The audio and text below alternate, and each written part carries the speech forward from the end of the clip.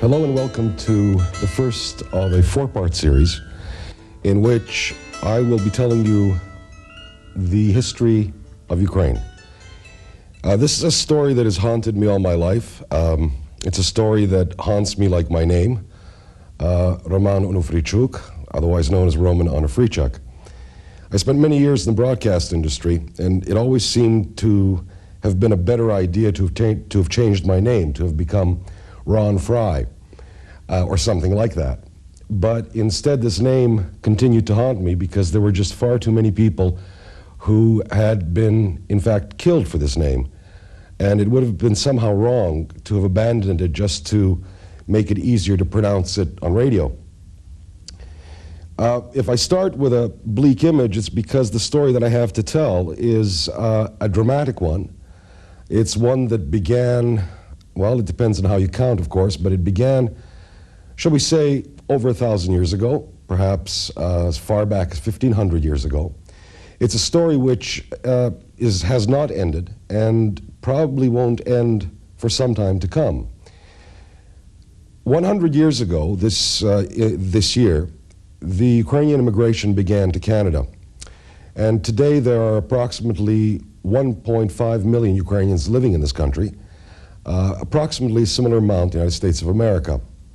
Now, it's interesting that on the same year that the immigration began to Canada, Ukraine had declared its independence, effectively ending the USSR, creating a situation that led to what is now called the Commonwealth of Independent States. And it's interesting that there's so little that we hear today in the media about Ukraine, who these Ukrainians are. There's been a lot of confusion, in fact, about whether or not Ukraine is, I heard somebody once say, is Ukraine really a dialect with a navy and an army? Or is it really a nation state? Are there such people as Ukrainians, or are they merely Russians who speak with a Polonized dialect? Well, in fact, there are Ukrainians. There are approximately 52 million of them living in what is today the Ukrainian Republic. There's probably about 5 or more million living beyond the boundaries of Ukraine in the diaspora. And their story begins in this area. It begins in this area here, which is today northwestern Ukraine. The name itself, Ukraine, which is Ukraina in Ukrainian, means the frontier. And their history has been shaped for the bulk of the last millennia by the frontier. The frontier here meaning that the northern part of this country is mainly made up of, in the extreme north, swamps and forests, and then a forest steppe band, very, very fertile soil. This area sweeping on that way is the steppe. And having toured 8,000 kilometers by road in this country, I can tell you that you can quite easily by horse ride from way out in Asia right across up to the Carpathian Mountains, which set this natural boundary. It seems that the only two natural boundaries as such in this country are the Dnieper River, otherwise known as the Dnipro, and the Carpathian Mountains. This area, which today is heavily industrialized, for the better part of Ukrainian history has really been no man's land.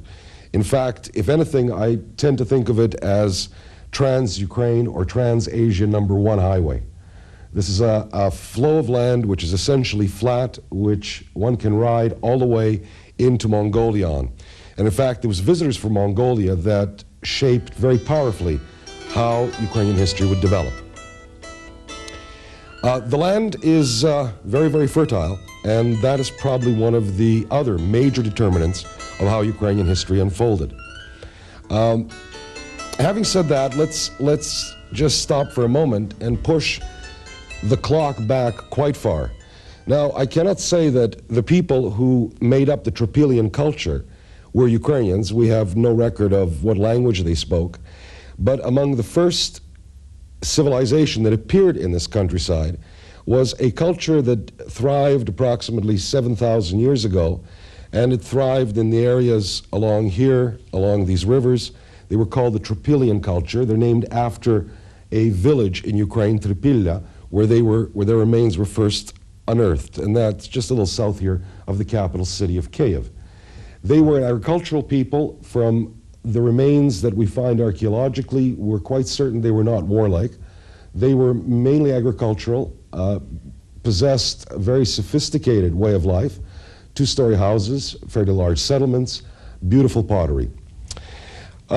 What happened to them, we have no way of knowing. We think they came to a violent end, and probably again because of migrations that would have come up through the steppe from areas to the east, and then slowly migrations of populations from further to the north. That was a very long time ago. Ukrainians today have picked up on the motifs, the pottery motifs, the various artifacts that come from that civilization, but whether or not these people were truly Ukrainians, we have no way of knowing. We do know that the Slavs, which is a large Indo-European language group, began to spread into this area sometime around, it must have been sometime toward 500 AD. They originated someplace in this area and slowly spread out into what is today Russia, Belarus, Ukraine. They also spread into Poland, what used to be Yugoslavia, what used to be Czechoslovakia, and they comprise a family of languages of which there are three groups. There are the Western Slavs, which would be the Poles, the Czechs, and the Slovaks. There are the Southern Slavs, made up of the Croatians, the Serbians, and so on. And then there are the Eastern Slavs, the Russians, the Belarusians, and the Ukrainians. Now, we have early record of their history in interaction with another group, which we call the Varangians. Another name for them, of course, would be Vikings. These were people living in what is today Denmark, Norway, and Sweden, who used an extensive route made up of water to travel from the Baltic Sea into the Black Sea and then down into the area which would have been the Byzantine Empire, Constantinople, and so forth. And these Varangians, of which we think there must have been what might have been, in fact, the first multinational corporation. They were called the Rus, and we understand that their head offices were in Spain. The Rus themselves then operated through Ukraine, along the Dnieper River, up through Russia, and out into the Baltic Sea. And the first record we have of their interaction with the local tribes that lived in this area, and there must have been about 6 tribes that would have finally constituted the Ukrainian population. We have record of a ruler called Rurik, who lived in Novgorod the Great, and that would have been on the Baltic Sea. And he sent to establish a post at a city or a community that had already come into existence probably, some about 1,300 years ago. So that community would have been there when the Varangians arrived. Now that community, Kyiv, which is the contemporary capital of Ukraine, legend has it that 3 brothers and a sister founded that city. And it's founded on 3 hills. One brother was called Kay, he was a bowman. There was Shek and Khoriv, and each one took a hill and built a community on it. And they had a sister, her name was Libby. And there's a river that runs through Kyiv called the Libby.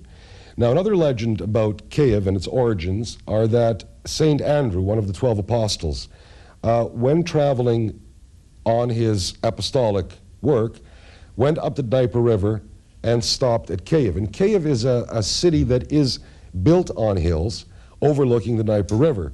So when he arrived at Kyiv, he got off the boat, walked up onto the mountains, and prophesied that a great city built to the glory of God would rise on these mountains.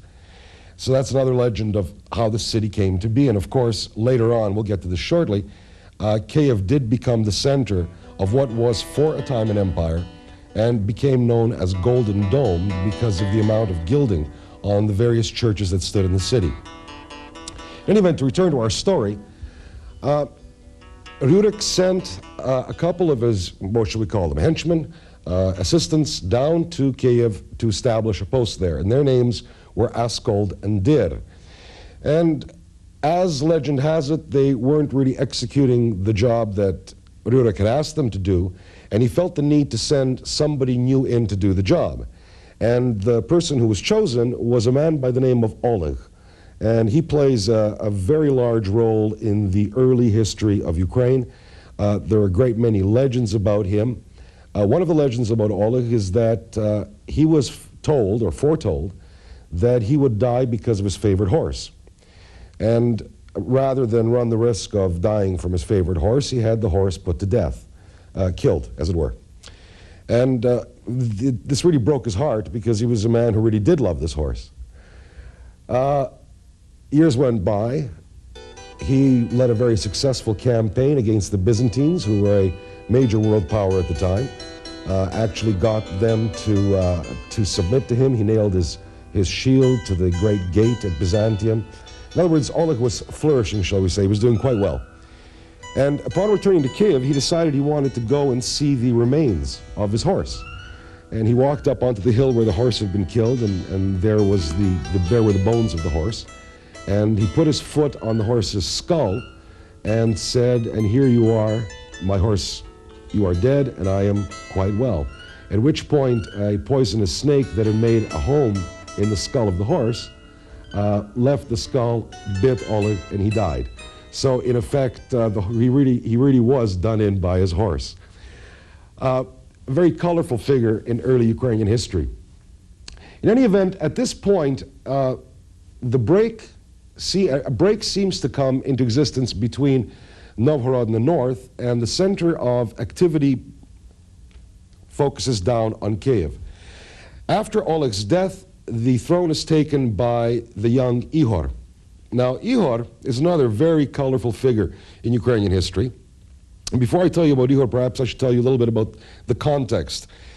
What you have is, shall we say, the Varangians and local nobility established in a number of cities, while the countryside is controlled by a group of tribes.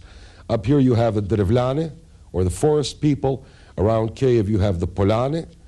You have the Dulibe, Horvate, and so on. In other words, groups of tribes that speak a common language. And Ihor rules out of Kyiv. Well, Ihor, two things about Ihor that are of interest. First, he was not well liked by the population. Second, he took to wife a woman who was of local birth. Her name was Olha, or Olga, that's the Russian version of it, Olha. And Olha becomes extremely important because of her relations with Byzantium. But before we get to Olha, let's finish our story with Ihor. Now, Ihor, incidentally, the social form in those days was that the prince, or the knyaz as he is known, has a body of retainers, young nobility, and this is called a druzhina. It is interesting that in modern Ukrainian, druzhina is the name for a wife, or the term for wife. But anyway, Ihor and his druzhina, or his retainers, enjoyed the noble life of hunting and sporting and carrying on. And one of their, what shall we say, favorite pastimes was collecting taxes. And they would go out into the countryside, into the many villages and settlements, and collect money from the locals.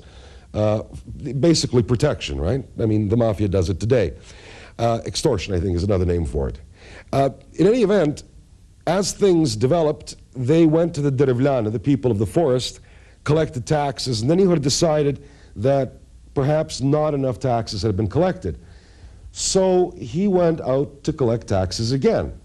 And the Derevlyane, the forest people, did not approve of this. So a scuffle ensued, and they took the prince captive, and then they executed him.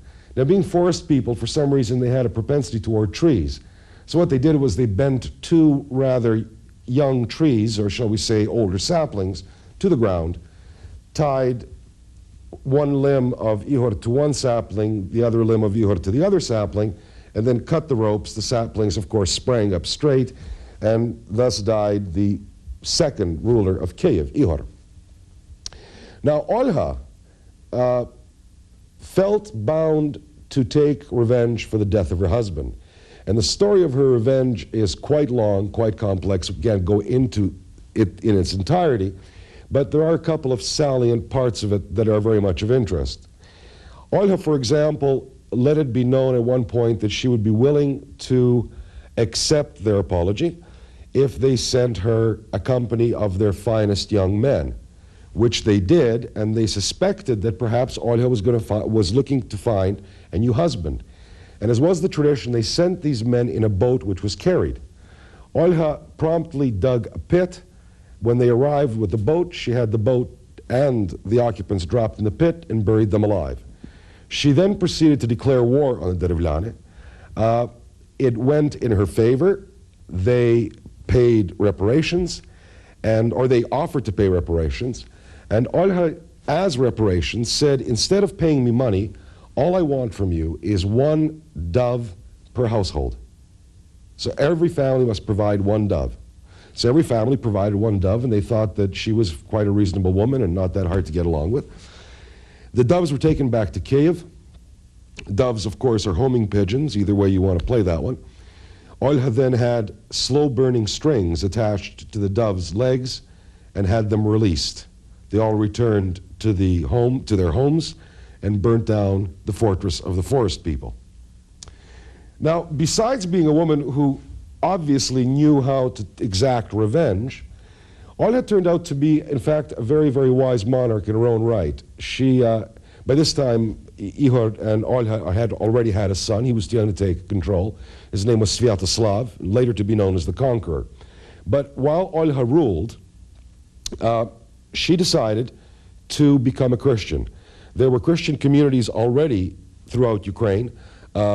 Armenian communities in Kiev already had a church, and Olha decided, having had encounters with the Christian community, decided that she wanted to accept Christianity. Now, in the interim, the biggest guy on the block, if you will, was Byzantium. And this is to say, the empire that had been founded by Constantine years and years ago.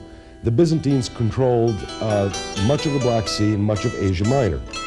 And the Byzantine king, the emperor, it occurred to him that with a single mother on the throne of the largest northern neighbor, and a northern neighbor that was some volatile and was known to go in and raid against Byzantines, this was a perfect opportunity.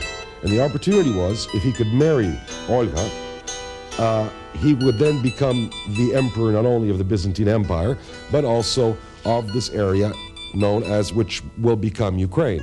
Now, incidentally, to give you a sense of the extent of Ukraine, Ukraine at that time, what was then known as Kievska Rus, or Kievian Rus, that area spanned, as on the secondary map we see, from the Black Sea right up to the Baltic. The capital city through all of this time is Kiev. So Russia as such doesn't exist yet. Only this Kievska Rus, or Kievian Rus. So the Byzantine emperor begins to pressure Olha to take him as a husband. And Olha says to the Byzantine emperor, surely I, being a pagan, you're not going to marry me as a pagan. Surely I should become a Christian. The emperor thinks it's a wonderful idea, but so first Olga wants to accept baptism. And she asks the Byzantine emperor, and incidentally, the Byzantine emperor is nobody to play around with him. This is pretty serious stuff. She asks the Byzantine emperor, will he be her godfather? And he agrees. So Olga accepts Christianity and is baptized. When the Byzantine emperor begins to apply pressure to her again to marry him, she points out that it is against the canon of the church to marry a godfather. The Byzantine emperor has to admit that she's right, and Olga manages to hold on to her throne, hold on to her kingdom, and hold on to the throne for her young son, Sviatoslav. Now, this is all going on in the 800s, between the year 800 and 1000. This is all happening. Sviatoslav comes to the throne. Ukrainian history calls him the conqueror. One could also say that he was just a bit of a bully. He was a very aggressive young man who did, in fact, expand the scope of the state extensively. But he did so probably making one very fatal error that would cost Ukrainians very, very dearly in the years to come. Sviatoslav was a very brave man. We have record of him when he would go on his conquering way, as when he would move against whoever he was going to move against, he would always inform them that he was coming. So he would write and say, I am coming against you, prepare for me. He was active all throughout Ukraine, did involve himself in campaigns against the Byzantines, against a number of the nomadic tribes that lived down here. But most significantly, up to this time, another major player on the scene was in this area. And this group of people, known as the Khazari, were powerful enough that Kiev paid them tribute. And under Sviatoslav's rule, where the tribute was left for the Khazar people, the Khazar Khan demanded a certain amount of gold and fur and this and that. When the Khazars came to collect their tribute, on that hill they found only two-edged swords. And the Khazar Khan said, I think we're going to have some trouble with this guy Sviatoslav. And in fact, trouble they did have. Sviatoslav managed to destroy the Khazar grasp, the Khazar control of this area. And incidentally, that would prove to be very, very lethal later, because the Khazars, in fact, managed to serve as a buffer between the steppe and Ukraine. With the Khazars destroyed, this roadway opened entirely. So Sviatoslav ruled, actually rather briefly. Olga ruled for him in Kiev. He mainly participated in a variety of military campaigns. That was really what he was interested in. And as his campaigns went, the Byzantines decided they really needed to get rid of him. And so they arranged for an ambush, and Sviatoslav was killed, with Olga still on the throne in Kiev. Now this opened the way for Sviatoslav's son, Volodymyr, who would be probably one of the two greatest rulers of Ukraine. And what we should note here is that there was no rational system at this time for who came to power after a ruler died. So basically it was catch as catch can. Whoever can hold it, whoever can take it, it belongs to them. And as a result, when one monarch died, quite often a lot of very ugly activity went on between his offspring, particularly the boys, because it was the men who ruled the state. A rather nasty set of events took place after Sviatoslav died. Out of it emerged Volodymyr as the leader. We remember Volodymyr, or Vladimir is the Russian form of that. We remember Volodymyr because Volodymyr was the man who accepted Christianity in 988 AD. But not only did he accept Christianity for himself, as did his grandmother, in fact, he accepted it for the entire state and Christianed the entire state. The main street in Kiev is called Hreshchatyk. Hreshchatyk meaning baptized, because where that street is today, a river went through it, and supposedly it was in that river where Volodymyr baptized the entire country. Volodymyr built the Church of Tithes, which managed to survive until Stalin's era. We'll talk more about that in the fourth program of the series. He was followed by Yaroslav, called the Wise. Yaroslav the Wise was the last great ruler of Kiev. Under his rule, the Saint Sophia was built, which you can see here, is the oldest standing church in the city of Kiev, and it's a beautiful temple. Today, much concern about whether or not it'll be returned to the church proper or whether it'll be maintained as a museum. Yaroslav built schools, literacy really expanded under his reign, and this was the golden age of Kiev, located at the juncture of two major trade routes, a very, very wealthy city, many churches, gold cupolas, beautiful city, especially when approached by the river. Yaroslav's passing pretty much ended this golden age. It was an age in which the first chronicle was written in the year 1111, attributed to Saint Nestor, a monk of the Caves monastery, an extensive mass of monasteries just in the southern part of Kiev. Following Yaroslav's death, Volodymyr Monomach, his grandson, managed to take the throne and hold it. But by this time, on the steppe, the Tartars had appeared. And this period of Ukrainian history ended in the year 1240, when Kiev, after a very long and bitter siege, was razed by Batu, grandson of Genghis Khan.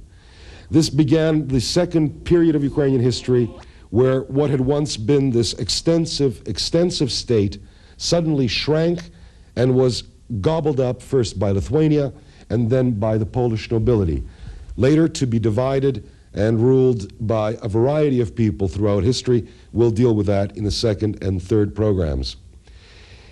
This period was a period of great prosperity, this original period, the period spanning from 800 to 1240. Literacy, the arts, a period of civilization, a period in which Ukrainians developed a whole new way of singing, which came out of the coming of Christianity and the modification of the chants of the Greeks into what is Ukrainian polyphony. Iconography, the painting of icons, a period of the beginning.